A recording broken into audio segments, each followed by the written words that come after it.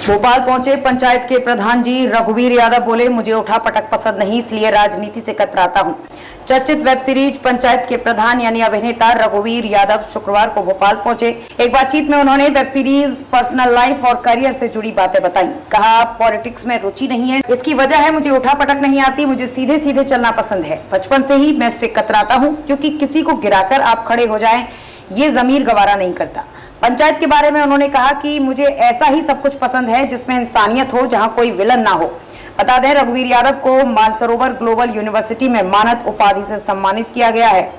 कहा, कमर्शियल लफ्ज से रहता हूं दूर। रघुवीर यादव ने बदलते दौर के सिनेमा में कमर्शलाइजेशन के बारे में कहा कि मैं हमेशा से ही कमर्शियल लफ्ज से दूर भागता हूं। कमर्शियल कहकर ये जो लोग असलियत को नकलियत में बदल देते हैं, ये मुझे पसंद नहीं है। बस यही हमारा कल्चर वहीं खत्म हो जाता है। सिनेमा में ओटीटी से बड़ा बदलाव आया। रघुवीर यादव ने कहा कि जो बदलाव सिनेमा में सबसे बड़ा बदलाव आया है वो है ओटीटी। ये हमारे कल्चर को बेहतर तरीके से सामने लाया है। ओटीटी हिंदुस्तान की सरलता, सहजता, ईमान और सच्चाई को सामने लाया है, जो सिर्फ हिंदुस्तान में ही मिलती है।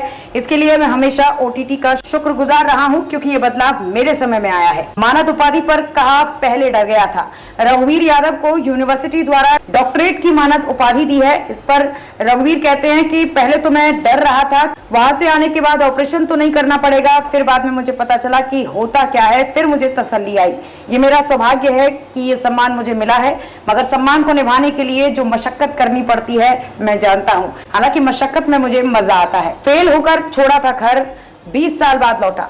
रघुवीर बताते हैं, जब एक बार स्कूल में फेल हुए थे, तब उन्हें बहुत शर्मिंदगी हुई थी। इससे बचने के लिए उन्होंने घर छोड़ दिया था। उन्होंने कहा कि मैं सोच रहा था कि घर में बाप को मुंह कैसे दिखाऊंगा। फिर मैं 20 साल बाद घर लौटा, जब मुझे इंटरनेशनल अवार्ड मिला।